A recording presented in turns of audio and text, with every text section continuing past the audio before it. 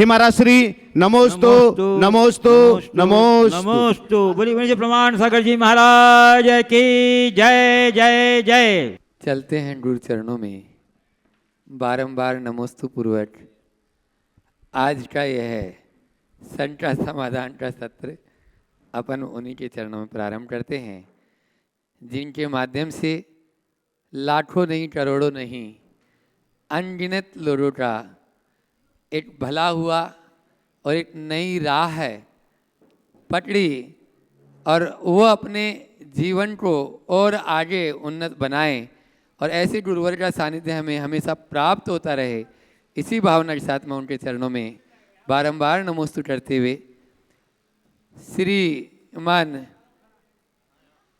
नरेश जी जैन दिल्ली गुरु चरणों में बारंबार नमोस्तु करते हुए पूछ रहे हैं, जीवन भर दूसरों को बदलने की कोशिश करते हैं लेकिन स्वयं को बदलना सबसे कठिन क्यों लगता है, आप ही बताएं।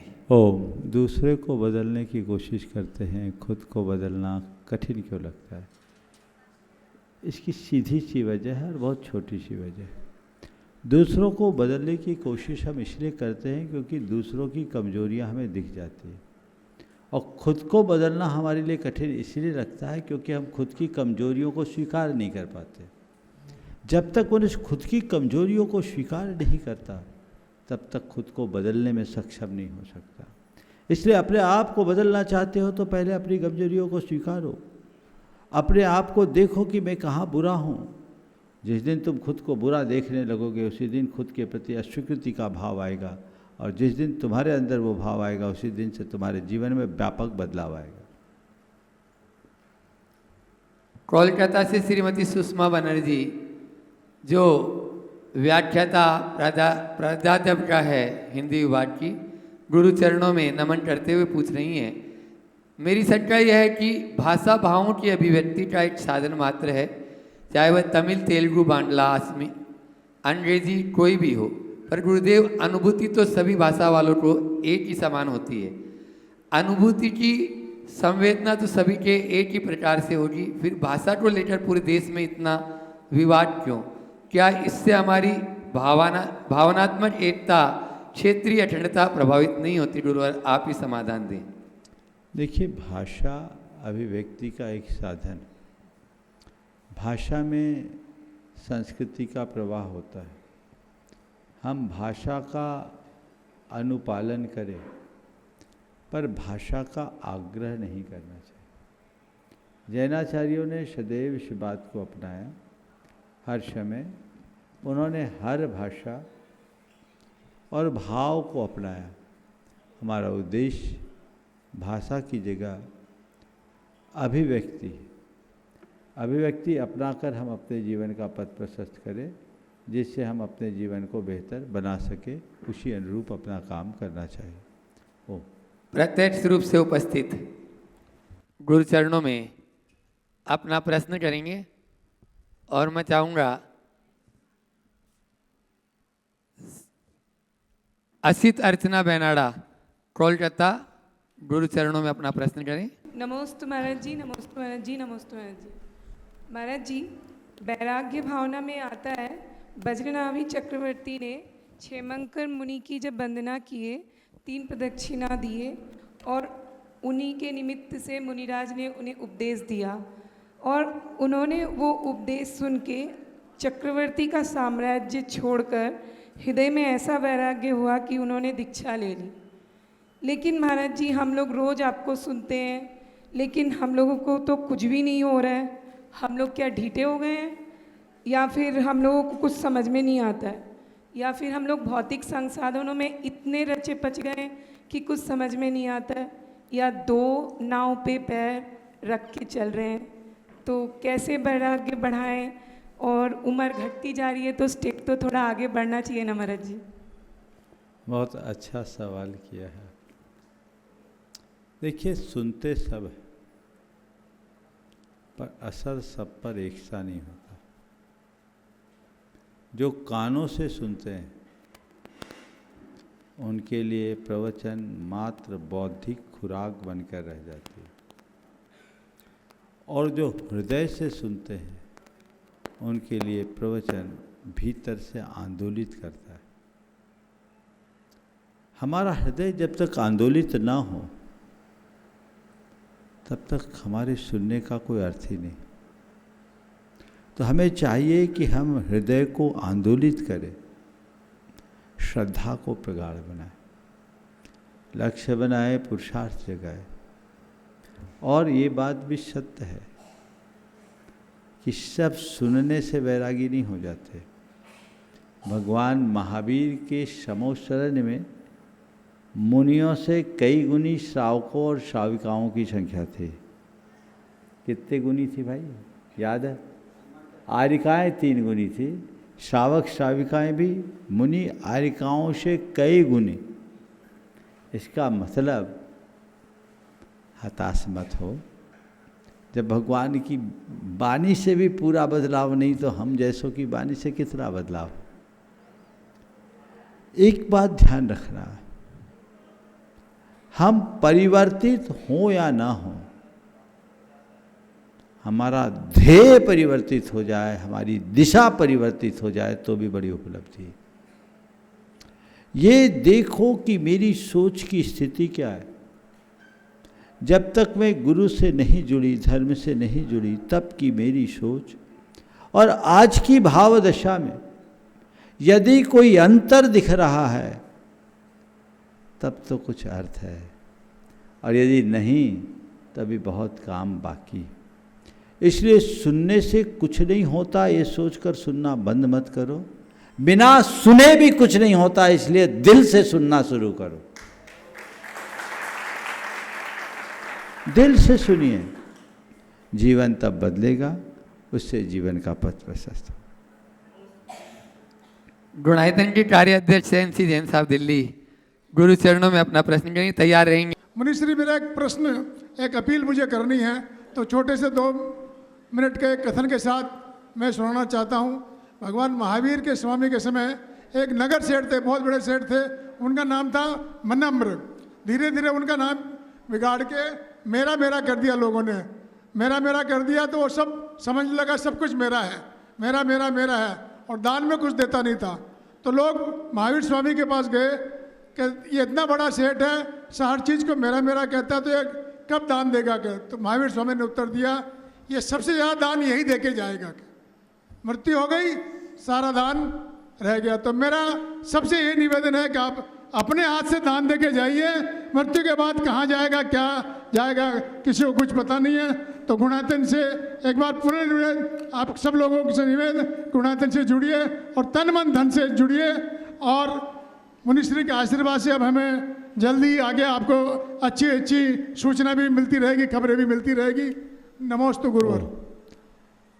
पहले तो आपने मम्मन सेठ की बात की। मम्मन सेठ की कहानी बड़ी विचित्र है। आपने छेड़ा है तो मैं चाहता हूँ लोग जान भी ले। बारिश का समय था, नदियाँ उफान पे थी। महारानी चेलना सम्राट श्रेणिक के साथ महल के झरोखे से एक दृश्य देखी कि एक वृद्ध, एक व्यक्ति नदी के बहते प्रवाह में लक्कड़ को खींचने की कोशिश कर रहा है। चेलना ने कहा, जरूर ये कोई ज़्यादा अभावग्रस्त व्यक्ति है, हमें इनकी मदद करनी चाहिए, आप उन्हें संरक्षण दीजिए। सैनिक के लिए सारा पर्याप्त था। तुरंत राजकर्मी गए, उस व्यक्ति को पकड़ कर ले आए। उससे पूछा कि तुम जान की बाजी लगाकर ऐसा क्यों कर रहे हो, क्या कर रहे हो?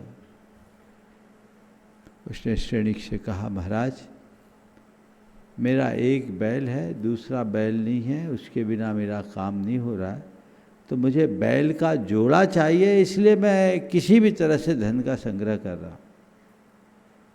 सैनिक ने कहा कि इतनी सी बात के लिए तुम अपनी जान की बाजी लगा रहे हो, जाओ मेरे यहाँ से जो बैल और जितने बैल तुम्हें पसंद आ जाए ले लो।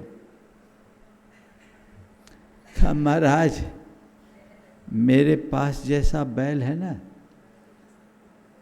उसमें का एक भी बैल आपके पास नहीं है। राजा श्रेणी को बड़ा आश्चर्य हुआ, ये क्या बोल रहा है? इतने बड़े राज दरबार में इस फकीर आदमी के जैसा एक बैल नहीं। बोले तुम्हारा बैल कैसा है, तुम दिखा दो अपना बैल। बोले मेरा बैल यहाँ नहीं आएगा, मेरा बैल आपको देखना है तो मेरे घर चलना पड़ेगा। राजा को कुतूहल भी हुआ, बोला चलो तुम्हारे घर चलकर देखता हूँ। वो ले गया और अपने घर के तहखाने में ले गया, और तहखाने में ले जाकर देखा एक स्वर्ण का रत्न जटित बड़ा सारा बैल था। बोला अपने वैभव से मैंने ये बैल बना लिया, मुझे दूसरा बैल भी बनाना है। उसके लिए मैंने कुछ धन जोड़ रखे, सोना चांदी पड़े थे, पर जब तक उसके लिए पर्याप्त न हो तब तक मैं क्या करूं। सैनिक अपना सिर ठोक लिया, ये धन्य है भाई, इतने वैभव का धनी होने के बाद भी तुम इस तरह का पागलपन क्यों कर रहे हो। ऐसे मम्मन सेठ आज भी बहुत सारे मिल सकते हैं। मम्मन सेठ नरक गया, अपनी दुर्गति कराए मूर्छा की, आसक्ति की प्रबलता से। तो हमें मम्मन सेठ कभी नहीं बनना है। मुनिवर के चरणों में मेरा, मेरे परिवार और समस्त दिल्ली समाज का त्रय बार नमोस्तु। गुरुवर, आज एक इतिहास को दोबारा दोहराना का समय है कि आज 12 वर्ष संकट समाधान को पूरे हो रहे हैं, और उस समय के रोहित भैया, उनके दिमाग में आया कि हमें टीवी चैनल के माध्यम से मुनिश्री के जो बिल्कुल सटीक उत्तर होते हैं हमारी शंकाओं के, वो जन जन तक पहुंचाने चाहिए। और तब से लेकर आज तक निर्वृत ये प्रोग्राम चल रहा है, और 150 से अधिक देशों में ये प्रोग्राम देखा जाता है। और इसी प्रोग्राम के माध्यम से सबको पता है कि बहुत लोग, हो सकता है उसमें कई लोग अभी ऐसे भी हैं जिन्होंने गुरुवर के दर्शन नहीं किए हैं, लेकिन शंका समाधान के माध्यम से वो गुणायतन से जुड़े हैं या गुणायतन के मेंबर बने हैं। मैं पहले तो महाराज श्री पिछले 12-13 साल में जितने परिवार हमसे जुड़े हैं उनका मैं अभिवादन करना चाहता हूँ। दूसरा विशेष अभिवादन उनका करना चाहता हूँ जो हमारे 12-13 साल से इस प्रोग्राम के स्पॉन्सर रहे हैं, और कुछ परिवार ऐसे हैं जो लगातार 12 वर्षों से इस प्रोग्राम के स्पॉन्सर रहे। तो उनके लिए मैं चाहूँगा आप एक बार जोरदार अभिवादन उनका करें।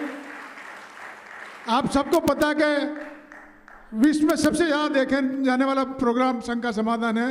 उसके बाद कई मुनियों ने, कई साधुओं ने ये प्रोग्राम चलाया है, लेकिन सबसे पहले इसके जो प्रयोजक थे मुनि श्री प्रमाण सागर जी के माध्यम से यहीं शिखर जी में प्रोग्राम चालू हुआ था, और उसी के बदौलत और मुनि श्री के आशीर्वाद से ये गुणायतन आज इतना आगे बढ़ा कि 70,500 प्रश्न तो पूछे जा चुके हैं, साथ ही साथ 18,727 गुणायतन के परिवार के मेंबर आज बन चुके हैं। तो मुनिश्री में इसके स्पॉन्सर के अलावा पारस चैनल, जिनवाणी, आदिनाथ, सभी को उनको भी धन्यवाद देना चाहता हूं कि उन्होंने हमें ये समय, बहुमूल्य समय अपना देके हमारे प्रोग्राम को निरंतर जारी रखा। उनके लिए भी बहुत बहुत धन्यवाद, उनका साधुवाद। आज आपने जो बात की, पारस चैनल के इस कार्यक्रम के 12 वर्ष आज पूर्ण हुए।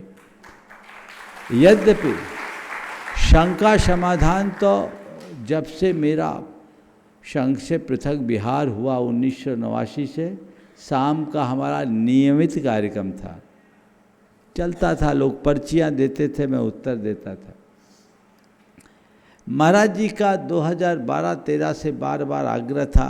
कोलकाता में चातुर्मास हुआ, 2014 से इसकी शुरुआत हुई, आज 26 से 12 साल पूरे हुए।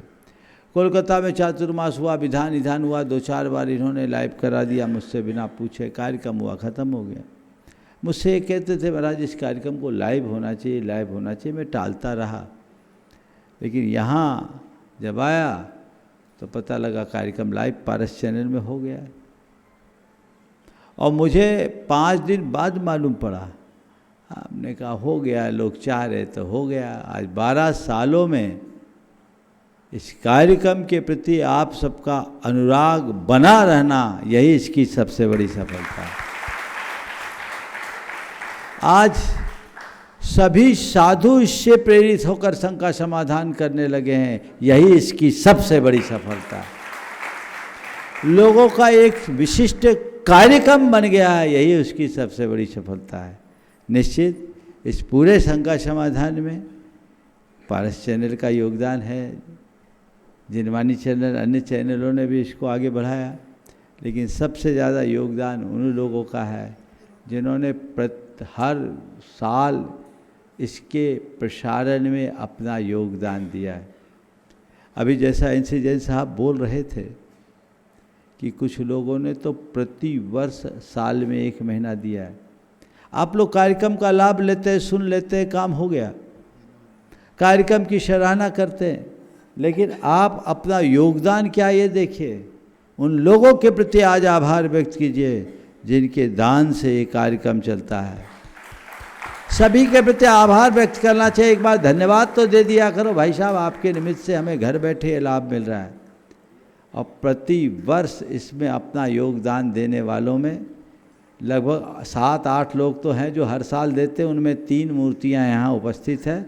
मैं इस त्रिमूर्ति को खड़ा करना चाहता हूँ। उसमें हमारे गुणायतन के अध्यक्ष विनोद जी काला, गुणायतन कार्यकारी परिषद के अध्यक्ष रमेश जी सरावगी और गुणायतन कार्यकारी परिषद के महामंत्री सुरेंद्र जी। थोड़ा इधर सामने आ जाओ, सामने आ जाओ और आगे आ जाओ।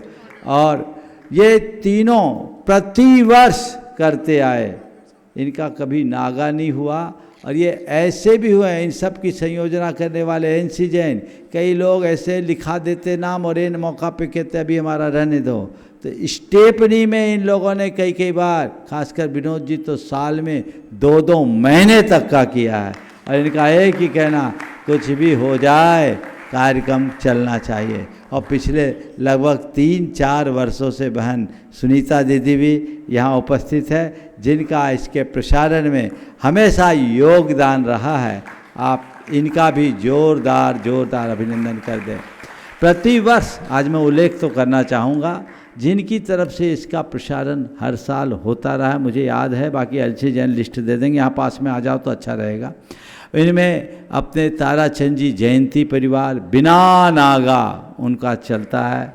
आर.के. मार्बल परिवार, अब तक जब से ये चैनल का कार्यक्रम चल रहा है चलता आ रहा है। अपने राजेंद्र गन्नौर हर वर्ष चलता है। अतुल लाधानी, उनका हर वर्ष चलता। विजय सरावगी खड़े हैं, उनकी माता जी होगी यहाँ तो खड़े कर जाओ। चंदा देवी जी हैं क्या? हैं, खड़ी हो जाओ।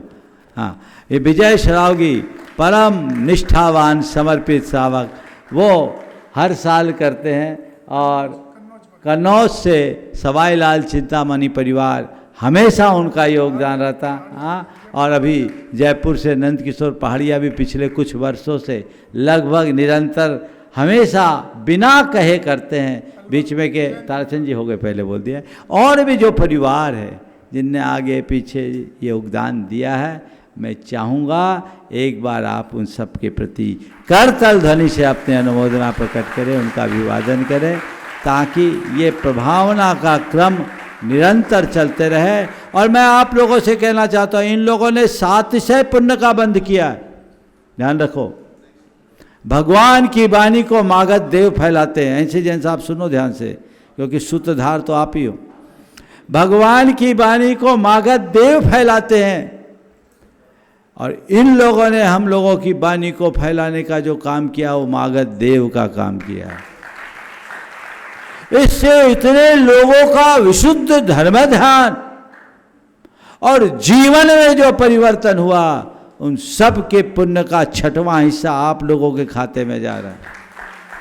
आप एक मंदिर बना करके जो पुण्य कमाए, आप एक साहित्य के प्रकाशन में जो पुण्य कमाए, आप अन्य किसी धार्मिक कार्य में जो करके जो पुण्य कमाए, उससे कितनी प्रेरणा पाए लोग, वो एक तरफ। लेकिन इस शंका समाधान के कार्यक्रम से कितने लोग प्रेरित हुए, ये आप सबको सुज्ञात है, लाभ है।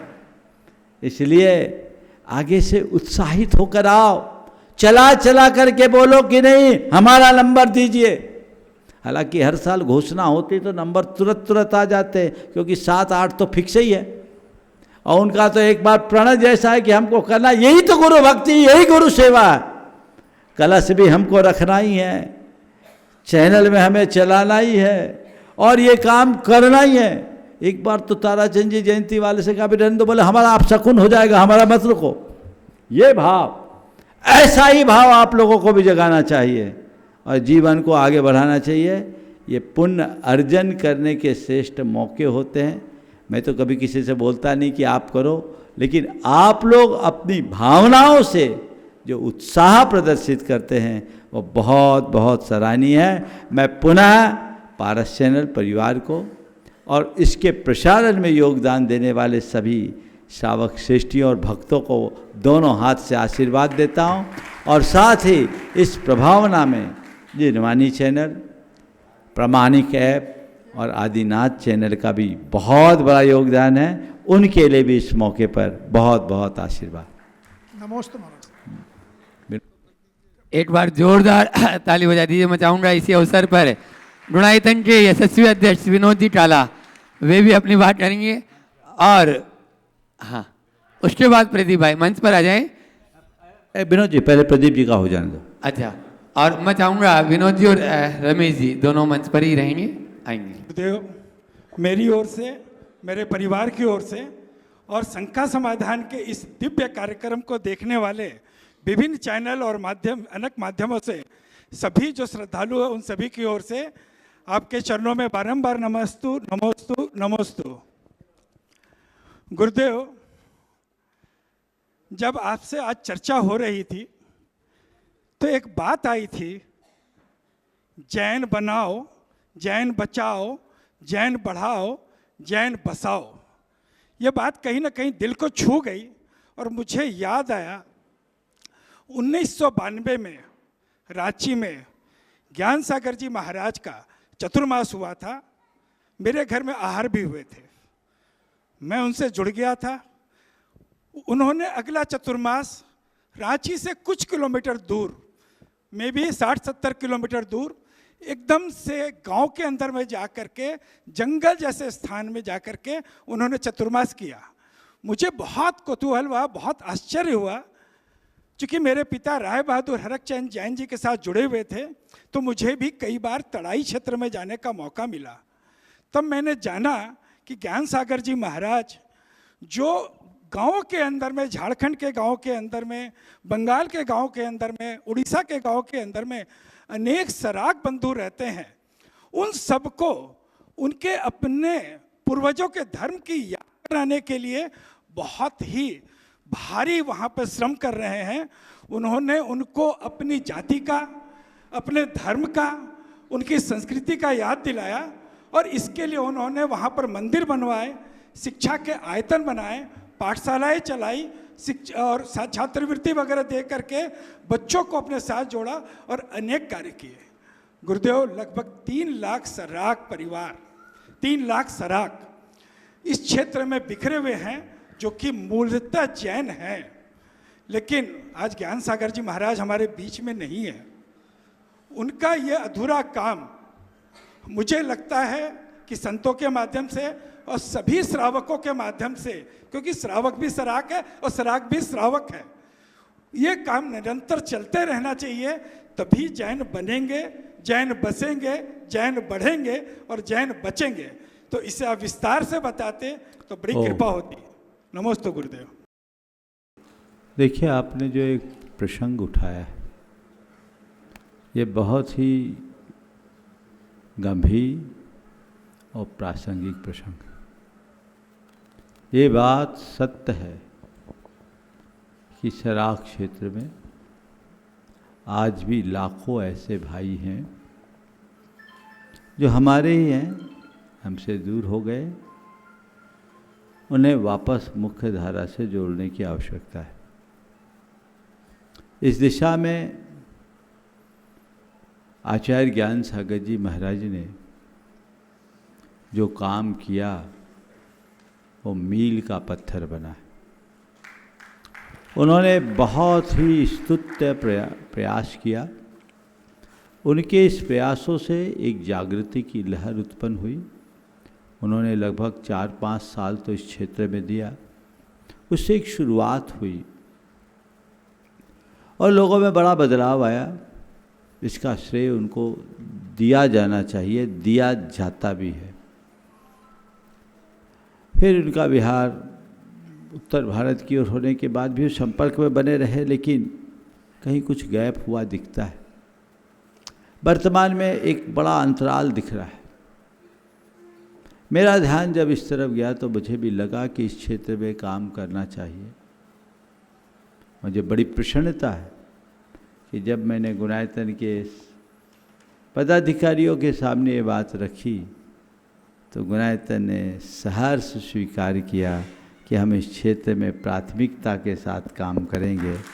और पूरे देश के लोगों को मैं ये कहना चाहता हूँ कि सराक क्षेत्र में सराकों के सर्वतोमुखी विकास के लिए गुणायतन पूरी तरह कटिबद्ध है और तत्परता से अपना काम कर रहा है। ये आपने तो चर्चा छेड़ दी। मैं तो प्रचार पर विश्वास नहीं रखता, काम पर भरोसा रखता हूँ। और आपसे भी कहता हूँ कि अब काम करो, बोलो मत। ये मान के चलो गुणायतन जो कुछ भी कर रहा है हम उसमें प्रेरक हैं, माध्यम है, लेकिन ज्ञान सागर जी के रुके काम को ही आगे बढ़ाने का काम किया जाएगा।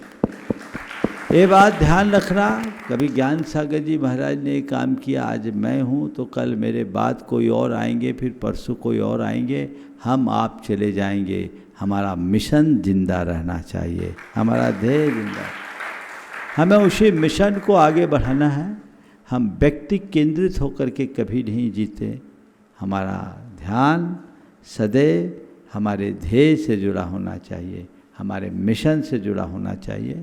हम एक बड़े उद्देश्य को लेकर के चल रहे हैं, तो उस उद्देश्य की पूर्ति के लिए हमें अपनी सोच भी बड़ी बना करके चलना चाहिए। मैं सभी कार्यकर्ताओं से कहता हूँ, जुट जाओ, फिर मौका आया है इस मुहिम को आगे बढ़ाने का। सभी को आशीर्वाद। और इस क्षेत्र में जितने भी कार्यकर्ता काम कर रहे हैं मैं उन्हें भी बहुत बहुत आशीर्वाद देता हूँ। और प्रदीप जी, आपको गुणायतन ने इस कार्य का भार दे रखा है, आप थोड़ी और तत्परता से काम कीजिए ताकि वहाँ जो भी लक्ष्य हो उसकी शीघ्रता से शीघ्र पूर्ति की जा सके। एक चतुर्मास कीजिए गुरुदेव।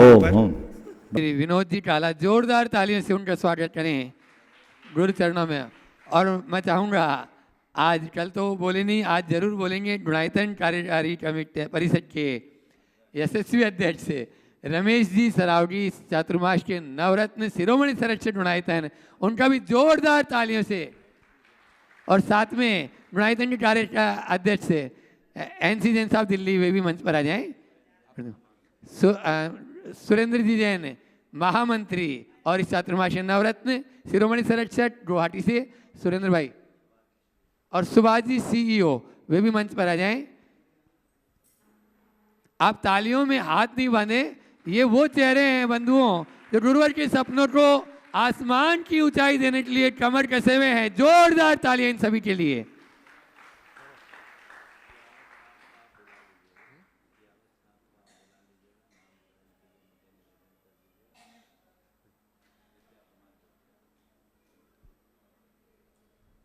बोलिए जयकारा। बोले संत शिरोमणि आचार्य श्री विद्यासागर जी महाराज की, परम पूज्य आचार्य श्री समय सागर जी महाराज की, परम पूज्य मुनि प्रमाण सागर जी महाराज की, परम पूज्य मुनि श्री संधान सागर जी महाराज की, समस्त आचार्य संघ की। बंधुओं, मैं कभी कभी सोचता हूँ, कभी कभी ख्याल आना जरूरी है कि हमारे महाराज अब आए अप्रैल में। अप्रैल में आने के बाद कितने कार्यक्रम हुए आपको याद है? कितने कार्यक्रम हो गए?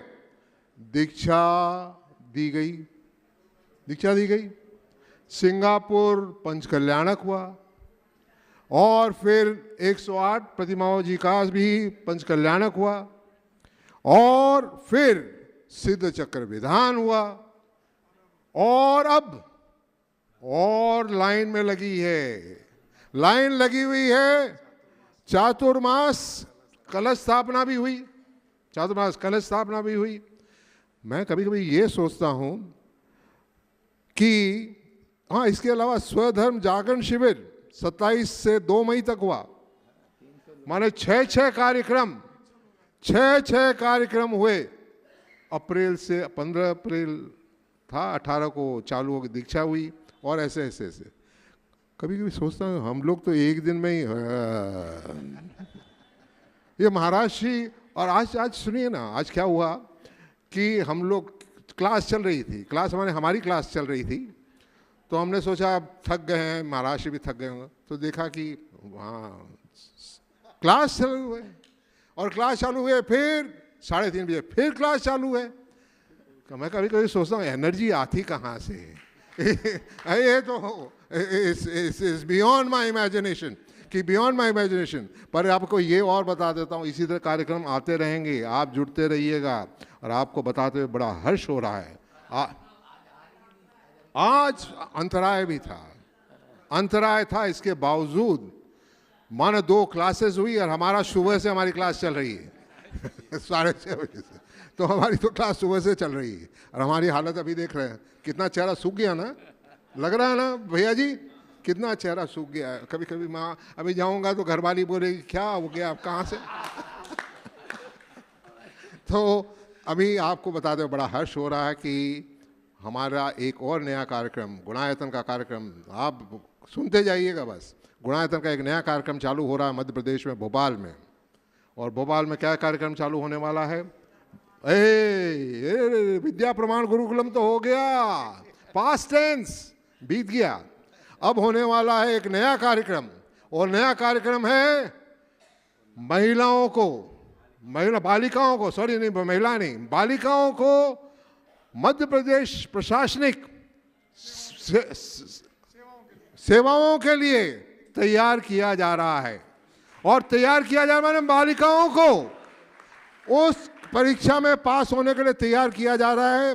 और पिछले साल का रिजल्ट ये है कि 15 स्टूडेंट्स में 10 स्टूडेंट पास, प्रीलिमिनरी एग्जाम पास किए, 15 स्टूडेंट को शिक्षा दी गई, और 15 स्टूडेंट्स में 10 बालिकाएं प्रीलिमिनरी एग्जाम्स पास की। तालियां तालियां तालियां। 10 नहीं, 11, मेरी गलती हो गई, 11 बालिकाएं 15 में पास की। तो वो तो कौन होगा शिक्षक, मैं होता हूँ इतना शिक्षक भी जबरदस्त होगा, ये शिक्षा गुरु तो जबरदस्त होंगे। तो आपसे मिलाना चाहता हूँ उन गुरुओं से जिन्होंने इतना कमाल कर दिया। तो आप, मैं बुलाना चाहूँगा स्टेज पर हमारे कविंद्र जी कियावत साहब को, और उनकी धर्मपत्नी जयश्री जी कियावत जी। आइए, पधारिए प्लीज। तालियां तालियां तालियां। जब तक वो स्टेज पर आए आप तालियां बजाते रहिए। और अब उन्होंने कहा है कि आगे से ये कार्यक्रम गुणायतन बैनर पर होने वाला है। तालियां। गुणायतन शिक्षा के मामले में बालिकाओं को ये शिक्षा देगा, और मध्य प्रदेश में नया खिताब करने वाला है। महाराज जी, बात ये थी, आइए इधर आइए ना प्लीज। तालियां तालियां तालियां। आपसे देख रहे हैं ना, आईएएस ऑफिसर्स हैं, दोनों हस्बैंड वाइफ दोनों आईएएस ऑफिसर्स हैं, इनके ब्रदर भी आईएएस ऑफिसर हैं। और ये इन्होंने ध्येय लिया, पिताजी की इच्छा थी, तो इन्होंने ध्येय लिया है कि ये काम बालिकाओं का उत्थान करके जैनी बालिकाओं का उत्थान के लिए कार्य करते रहेंगे। और महाराज जी का पूरा आशीर्वाद मिला है इन्हें। और मैं महाराज जी से एक ही रिक्वेस्ट करूंगा, महाराज जी आपने वो बच्चों की 200 बच्चों की जो सेंटर खोला है, हॉस्टल खोली है, उसका विद्या प्रमाण गुरुकुलम नाम दिया। तो इसका भी एक सुंदर सा नाम अगर आप देते हैं तो ये काम बहुत ही अच्छा होता है। पूरा आशीर्वाद भी अगर आप देते हैं तो बहुत बढ़िया रहेगा। मास्टर एक स्वागत, पहले स्वागत कर लो, आ जाओ, जो स्वागत कर लो। एनसी जैन साहब, एनएल जैन साहब आइए, और हमारे चंद्र कुमार जी आइए, और बीरू असित, बीरू जी आ जाओ, असित आ जाओ। प्रदीप काला जी आप भी आ जाओ, आइए आइए जल्दी आइए सर। और आपकी तालियां बजती जानी चाहिए। महिलाओं में आ जाइए। सुनीता दीदी आप भी आ जाओ प्लीज, आइए आइए। इनका, और आप ताली बजाते रहो ना, क्यों कंजूसी कर रहे हो? जोरदार जोरदार तालियां आपकी, दोनों हाथ ऊपर उठ करके, दोनों हाथ ऊपर उठा करके इस सम्मान की श्रृंखला में बहुत बड़ा सम्मान। आपको इतना ही मालूम होना चाहिए, Gunayatan will keep on doing this. नई नई चीजें आने वाली हैं और गुणायतन हमारे महाराष्ट्र का एक ही ध्येय है कि समाज में परिवर्तन, गुणा परिवर्तन आना चाहिए। और सबके लिए एक ही चीज, मंगल मंगल होए जगत में, सबका मंगल होए, सब मंगल होए। बहुत बहुत बधाई साहब, कियावत साहब। अब महाराष्ट्र के मुख से हम सुनना जरूर चाहेंगे। एक आप कुछ बोलना चाहोगे? मेरा बहुत बड़ा सम्मान आज उनके लिए माध्यम से महाराष्ट्र मंगलाशीष देंगे ही, लेकिन मैं अनुरोध कर रहा हूं पहले कियावत जी से, और रमेश जी और विनोद जी साथ में रहेंगे। महाराष्ट्र के चरणों में नमोस्तु नमोस्तु नमोस्तु। ये प्रकल्प की आधारशिला वैचारिक तौर पर महाराष्ट्र ने ही रखी थी। गत वर्ष महाराष्ट्र का चातुर्मास जब भोपाल में हुआ था, तब इस विषय पर प्रारंभिक चर्चा हुई और 5 जून 2025 को हमने पूरे मध्य प्रदेश के अंदर सूचना जारी कर आवेदन पत्र आमंत्रित किए और उसमें 36 बालिकाओं ने आवेदन किए थे, जिसमें से हमने 15 बालिकाओं का चयन किया था। ये बालिकाएं वो थीं जिन्होंने पूर्व में मध्य प्रदेश लोक सेवा आयोग की सिविल सेवा परीक्षा दी थी, किसी कारणवश प्रारंभिक परीक्षा उत्तीर्ण नहीं कर सकी या प्रारंभिक उत्तीर्ण की तो मुख्य परीक्षा उत्तीर्ण नहीं कर सकी। इन महिलाओं में, बालिकाओं में सिविल सेवा के प्रति प्रतिबद्धता थी, रुझान था, हिम्मत थी और हौसला था, लेकिन एक उचित मार्गदर्शन और उचित वातावरण न मिलने के कारण उनको वो सफलता का मार्ग नहीं दिख पा रहा था जो उनकी क्षमता के अनुरूप उन्हें दिखना ही चाहिए था। महाराष्ट्र के मार्गदर्शन में जब ये आधारशिला रखी गई, तब एक ही आग्रह था कि जैन आचार विचार पद्धति से विमुख न हो और अपने धर्म को आगे रखते हुए ये सिविल सेवा की तैयारी करते हुए सिविल सेवा में प्रवेश करें और समाज को उस सिविल सेवा में एक विशिष्टता प्रदान करें। और इसी ध्येय से इन बालिकाओं की तैयारी करवाई गई, जिसमें से 15 में से 11 बालिकाएं मुख्य परीक्षा के लिए आज तैयारी कर रही हैं। अगले माह में उनकी मुख्य परीक्षा है। 15 में से 11 बालिकाओं का चयन अपने आप में एक बहुत सफलताजनक संकेत हैं। ये इस बात के नहीं कि वो सफलता प्राप्त कर सकी, वरन इस बात के कि आगे हमारी समाज में अपार संभावनाएं हैं, ये इस बात को इंगित करता है। और इसी बात को ध्यान में रख कर के महाराष्ट्र ने इस बार इसको एक पायलट प्रोजेक्ट के रूप में बहुत अलग तरीके से और अनुभवी प्रशिक्षकों के साथ में, विभिन्न विधाओं में दक्ष लोगों के साथ में, पूर्व सेवानिवृत्त अधिकारियों के साथ में और विषय विशेषज्ञों के साथ में सतत मार्गदर्शन दिलवा करके इस नए बैच की शुरुआत करने के आदेश प्रदान किए हैं। और ये प्रक्रम 17 सितंबर से प्रारंभ हो जाएगा। प्रारंभिक तौर पर हमें अभी तक 45 बालिकाओं के आवेदन पत्र प्राप्त हुए थे, जिनमें से चयन की प्रक्रिया चल रही है। यदि अभी भी कोई योग्य बालिका है तो वो अपना आवेदन अभी भी कर सकते हैं। हमें best of the best student चाहिए जो समाज का नाम रोशन कर सकें। इसलिए आप इसमें जुड़िए और ये सब कुछ महाराष्ट्र के आशीर्वाद से निःशुल्क होगा। सिर्फ उनसे एक ही अपेक्षा है कि उनको कठोर परिश्रम करना होगा, जैन धर्म के आचरण का पालन करना होगा और अपनी मान्यता और परिवार का नाम रोशन करने के लिए एक डेडिकेटेड अपना रोल प्ले करना होगा। यदि वो इस प्रकार के संकल्प के लिए आज भी इस कार्यक्रम के माध्यम से जो परिवार इसको सुन रहे हैं, मैं उनसे आग्रह करना चाहूँगा कि वे अपने परिवार की ऐसी बच्चियों को आगे आने के लिए प्रेरित करें, प्रोत्साहित करें।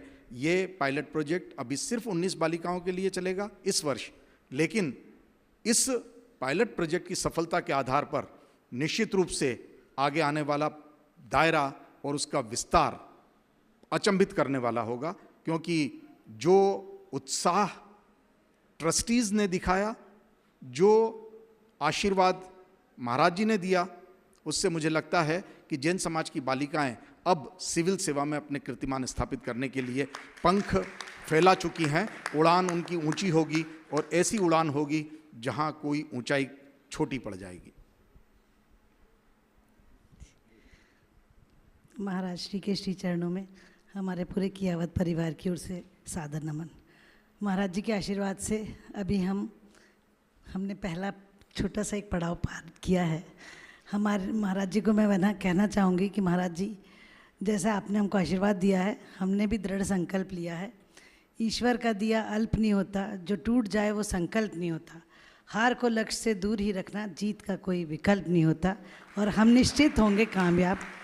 महाराज जी, हमारी बालिकाओं ने भी एक संकल्प लिया है। उनका कहना है अभी तो ये एक पड़ाव है, हमें आगे बढ़ते जाना है, झरनों से संतोष न करना, पूरा सागर पाना है। छोटे शहरों के छोटे उत्सव अब हमारी मंजिल नहीं, सूरज की किरणों की तरह दुनिया में छा जाना है, दुनिया में छा जाना। बहुत बहुत धन्यवाद। रमेश जी सरावगी। नमोस्तु महाराज जी। यह प्रस्ताव कल जब आया तो मन रोमांचित हो गया। हमारे समाज के बच्चे योग्य हाथों में जाकर प्रशासन में कीर्तिमान स्थापित करें, इसकी अतीव संभावना दिखती थी, और यह अब सपना रूपायत होता दिख रहा है। मैंने आज जब हिदायत परिवार से इनसे जब बातचीत हो रही थी, मैंने इनसे निवेदन किया कि भाई साहब, इसको तो सिर्फ एक आप पायलट प्रोजेक्ट समझिए, यह एक एक्सपेरिमेंट के लिए है। यह अगर सफल हुआ तो हम देश के प्रत्येक प्रांत में इस प्रकार का प्रकल्प चलाएंगे। इन्होंने इसको स्वीकार भी किया, और सिर्फ प्रशासनिक शिक्षा नहीं, एनईटी हो या ऐसे कोई भी टेक्निकल एजुकेशन हो, हम उन सब पर जैन समाज की बच्चों की एक पहल रहे, एक अग्रसर भूमिका रहे, ये हम सबकी मंगल भावना है। महाराज जी, आप आशीर्वाद दीजिए इस प्रकल्प के सफलता की। हो बंधु, आज बहुत प्रसन्नता का विषय है कि आज एक नए उपक्रम की औपचारिक शुरुआत हुई।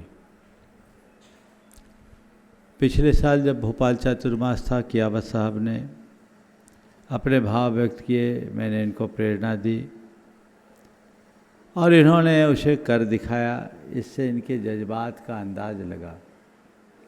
जब व्यक्ति के मन में कोई संकल्प जग जाता है तो न संसाधन देखता है, न शक्ति देखता है, न संपर्क सामर्थ्य देखता है। वह केवल एक ही चीज़ देखता है, वो अपना संकल्प, और संकल्प से सिद्धि मिलती है। उसका उत्कृष्ट उदाहरण इन लोगों ने दिखा दिया। अभी कुछ दिन पहले ये लोग आए थे तो इन्होंने कहा, महाराज जी, हम लोगों ने अभी तक इतना किया, अब अगर आपका आशीर्वाद हो तो इसे और निरंतरता दी जा सके, और इसमें हमें अगर गुणायतन की ओर से सहयोग मिल जाए तो बहुत अच्छा होगा। मैंने कहा, गुणायतन के लोगों को आने दो, मैं बात करूंगा। और संयोग से 2 दिन से गुणायतन के कोर कमेटी यहाँ है, ये आ गए, इन्होंने ये बात रखी। मुझे बेहद प्रसन्नता है कि गुणायतन की कमेटी ने इसे हाथों हाथ लिया और तत्क्षण पूरा किया।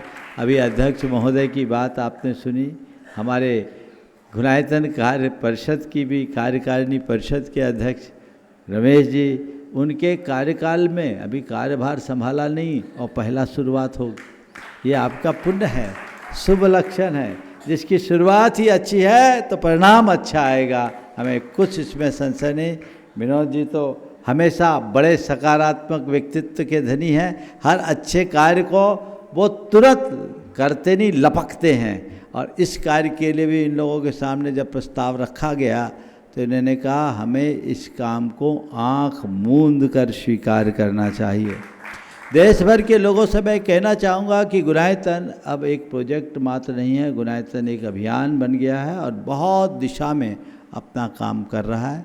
भोपाल में एक काम शुरुआत हुई, सोच कुछ और थी, लेकिन अब एक अच्छे काम की शुरुआत हो गई तो इसे रोकना कभी अच्छा नहीं माना जाता, इसे तो गति देना ही हमारा धर्म है। और मुझे प्रसन्नता है कि गुणायतन ने इसे गति देकर अपना धर्म निभाने का काम किया है, बहुत उत्कृष्ट काम किया है।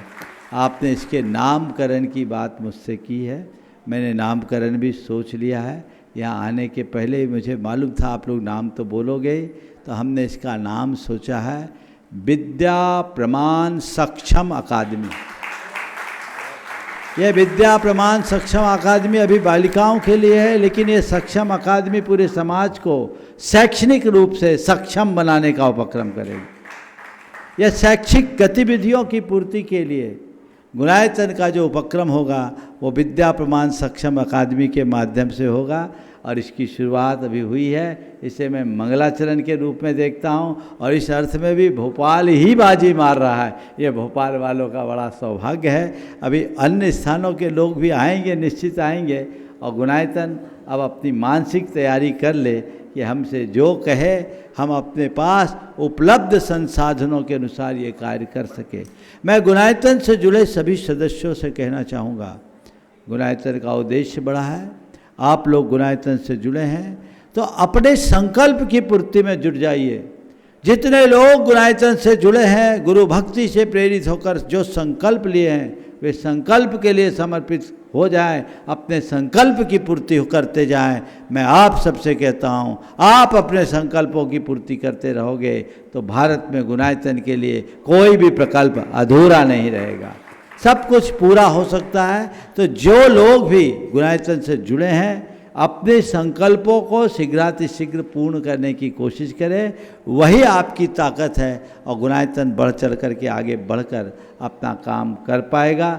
मैं सभी को इस कार्य के लिए आशीर्वाद देता हूं, कियावत दंपति को तो आशीर्वाद देता ही हूं, इसके साथ पूरे गुणायतन की टीम को कि आप लोगों ने एक बहुत मजबूत ध्येय बनाया है, आप इस ध्येय की पूर्ति करते रहें और इसे सफल सार्थक बना सके। इसी भाव के साथ आज के सत्र को ठीक है बंधुओं, आप सबको बहुत हर्ष है कि अभी समाज के बेटों के लिए श्री विद्या प्रमाण गुरुकुलम के रूप में भोपाल में एक सौगात, मध्य प्रदेश की राजधानी भोपाल में एक सौगात समाज के लिए मिली थी, लेकिन आज सम्मेद शिखर तीर्थराज की पावन धरा धाम से एक और सौगात समाज के लिए मिली है, बेटियों के रूप में, बेटियों की शिक्षा के रूप में, विद्या प्रमाण सक्षम अकादमी के रूप में। और ये दोनों संस्थाएं जो भोपाल में कार्य करेंगी, चाहे गुरुकुलम हो चाहे अकादमी हो, ये दोनों गुणायतन के साथ मिलकर के ही, गुणायतन के अंतर्गत रह करके ही ये कार्य संपन्न करेंगे। तो एक बार जोरदार करतल ध्वनि के साथ में बेटों के साथ साथ बेटियों के लिए भी इस उपक्रम से जो जुड़ना चाहते हैं, जो अपना योगदान देना चाहते हैं,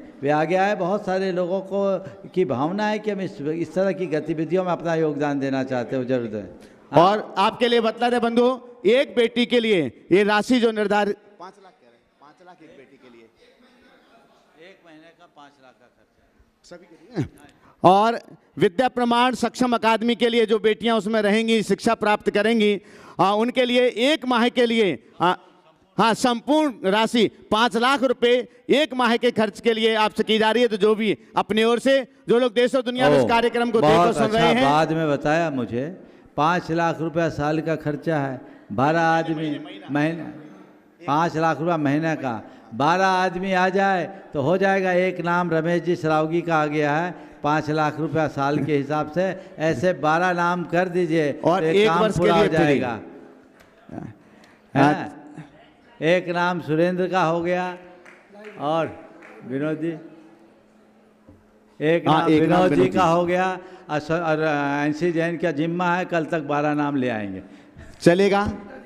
एक नाम सुनीता हाँ, बहन का हो सुनीता गया, दीदी जी। एक नाम शकुन दीदी का हो गया, 4 नाम हो 5 गए। नाम हो चुके हैं। हाँ, हाँ, 7 नाम और बाकी हैं।